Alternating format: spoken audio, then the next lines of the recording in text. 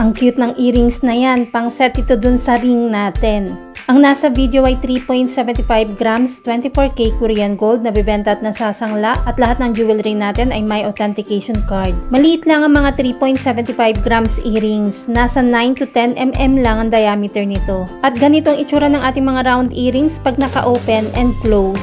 One touch type kaya hindi mo na kailangan ng pakaw rito. Higit na mas maliit ito sa chiffon, kaya kung gusto mo na mas malaki ng konti rito, pwede tayo sa 7.5 grams. Pwede rin sa lalaki mga ganitong earrings, marami nang bumili sa atin ng mga round earrings na lalaki.